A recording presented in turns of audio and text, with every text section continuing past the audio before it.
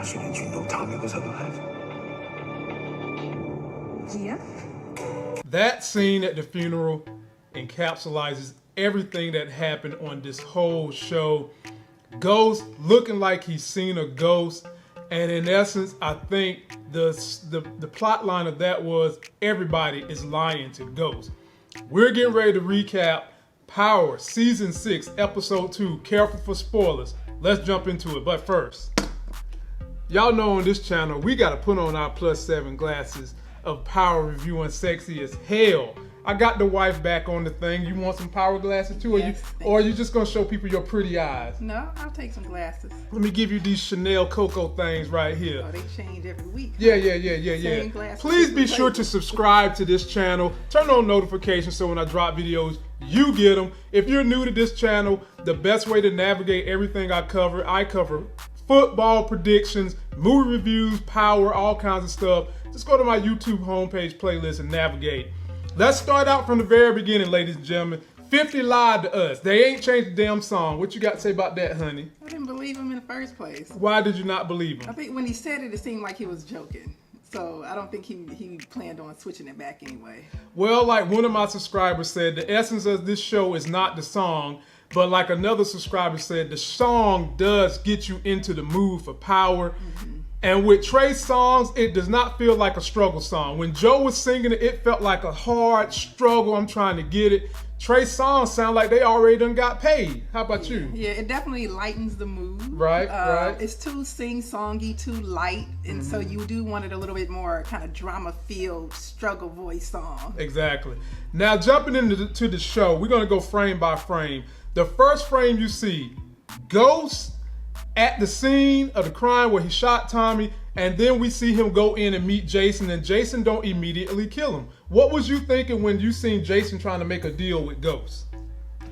It took it in a direction I wasn't really expecting. I didn't think Ghost would be kind of in that position. And I think when the scene first showed, you said that Ghost was slipping. Right. You said, why is Ghost returning to the scene of the crime? So he's back there, and then he just walks out into the open where anybody could see him. Right. And so, like you said, I think he's acting very emotionally. And he slipped. It was stupid. It was stupid for him to be there and get caught. Right. That's not Ghost's thing. He don't behave like that. But the reason why he was there was to go meet Jason, and I still think there is a deeper plot brewing with Jason. Next frame, Tommy telling everybody that he's dead, he's playing dead, he don't want Ghost to know that he's alive. He goes back, meets with his premiers, 2-Bit and the crew, and 2-Bit is acting like he's chomping at the bits to be a leader. Now let me interject this. What YouTube channel told y'all last year that 2-Bit was going to want to be a boss, and also about this funeral? It was this one. So honey, how do you feel about 2-Bit getting gangster? I'm still trying to figure out how they're going to spin this. But he was very eager. Whenever he saw an opportunity to either do something with Tommy or run the other people, he was jumping at it. So we'll see.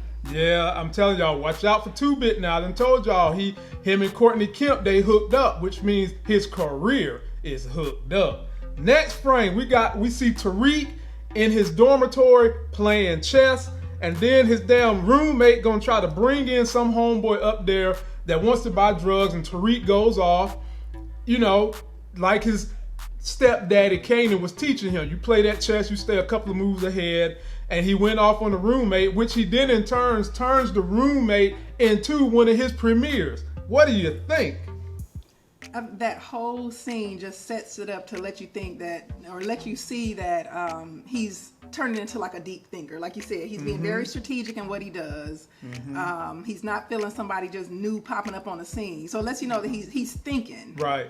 The wheels is turning, but damn, he should have thought better about his first premiere being his damn noodle neck tell-all roommate. Right. Can't keep his mouth closed for nothing. You know, you also got to think, Tariq, your roommate can get your ass caught, or whoever you decide to go in business with can get you caught just as much as you're getting yourself caught. Next frame, we see Ghost meeting Proctor in Proctor's home.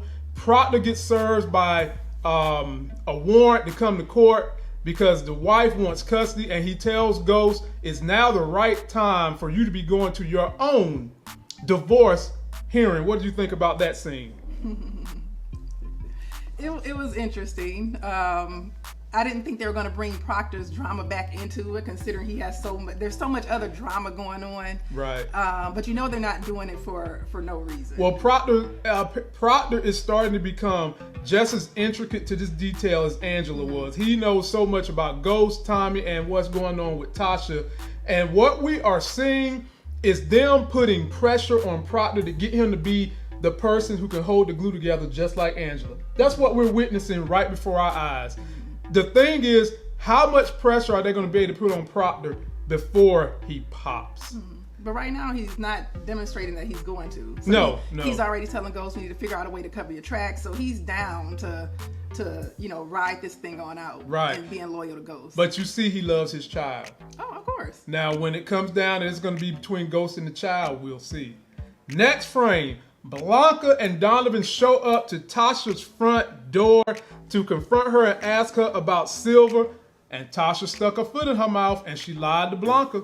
What's going on with that? I thought that was a stupid mistake. Don't say nothing. I mean, Tasha was saying, I'm not going to tell you anything, but she told her, a vital piece of information. She said Terry Silver came to her house. When later on in the show, you're going to find out that Blanca goes and digs up the truth. Next frame, we see Tasha and Ghost in their divorce hearings. Tasha is so mad, she's so adamant, she wants half of everything, but the way this thing is constructed, she ain't getting half. And she's telling people, don't refer to me as Miss St. Patrick. Refer to me as Miss Green if you're nasty. What you think about that one? She should have been saying that a couple seasons ago, refer to me as Miss Green instead of Miss St. Patrick. She's a little late with that one, but okay, as long as she kind of finally saw the light. Well, she should have been telling people to refer to her ass as Miss Green when she let Sean stick his penis in her. How about that? Oh, goodness, Lamont. Yeah. Was she Miss Green then or Miss St. Patrick? Next. Okay. Okay. Next question. We'll go next then. How about when she let Terry Silver? Was she Miss Green or Miss St. Patrick then? Next. Okay. Yeah. That's what I thought. Like I said, she was late doing it. She should have did it a couple of seasons ago. Next, Ghost lies to Tasha. Basically, Tasha said, "Don't kill Tommy," and Ghost says, "I'm not gonna do it." But what Tasha don't know right now is that Ghost has already made the attempt. How did you think that was gonna play out? She's gonna find out that he's lying. I mean, I guess the thread of this episode is that Ghost is just lies slip off his tongue like water slip off a seal's back. He just lies and it just rolls out. So I also think the essence is everybody's lying to Ghost. Everybody know the truth but Ghost. Yeah. Yep. Next frame, we see Cooper Saxe with Paz. And he lets her know that they're going to wind up taking Angela's benefits away. And Paz is very, very, very upset because, they need those benefits and they haven't arrested St. Patrick. And that's the only reason why she agreed to the autopsy, of which some of my subscribers had the same question. Whenever there's a homicide, don't they always do an autopsy? I thought they did. And my subscriber thought they did.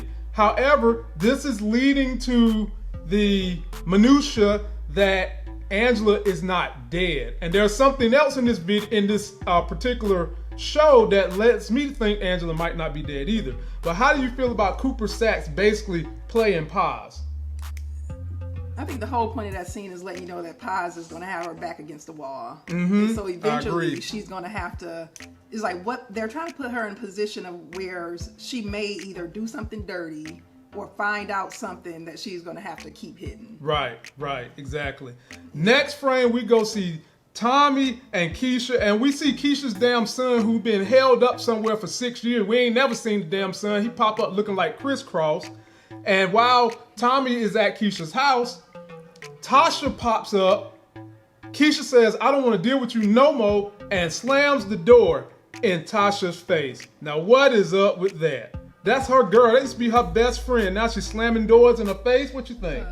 I mean, I'm not surprised at all. They hinted that she knew, that Keisha knew last season that Tasha was only using her, would only need her for certain things. Right. So now she finally, getting a little courage to kick her to the curb. And I guess she don't feel like she need Tasha anymore because she's running with Tommy. So well, to me, this is almost another Holly situation. Keisha is new to this whole game. Tasha is versed. They're gonna need Tasha, whether Keisha want to admit it or not. Tommy knows that because Tommy immediately texts her. Tasha texts Tommy and Tommy texts her back after Keisha done tried to put them panty drawers on Tommy and said leave her alone. Tommy know that some things he can only talk to with Tasha, and he ain't got no plans to kick her to the curb, even though Keisha want him to kick her to the curb. And it also highlights how unprepared Keisha is to for be this in game. Situation. Yeah, for this so life. Knock on the door, she ready to go. She went back crazy. Yes. Yeah, man. And so if it really was the police, they in trouble. Yeah, man, for real. Next frame, we see Ghost pop up at Tariq's dorm, and basically he lies to Tariq because he knows that he's under the assumption that he killed Tommy. Tariq already knows that he talked to Tommy the other day. How do you feel about Tariq lying to his daddy, pretending like he's going along with Tommy being dead? He ain't doing nothing different than what his daddy is doing to him. Ghost is flat out lying to his face, and he knows that Ghost is lying to his face, but he's just not letting him know. Okay, well then that leads us to the next frame where Tariq calls Tommy and tells Tommy what has happened, and Tommy says, "Did you tell him?"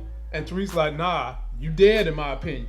But then Tariq says, "You should kill him, but if you kill him, you need to come through me first." What is that saying about his relationship with his real daddy?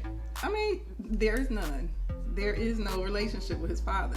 And, going into this season, I was hoping that eventually he would come around and that relationship would get mended, but I've lost all hope for that relationship.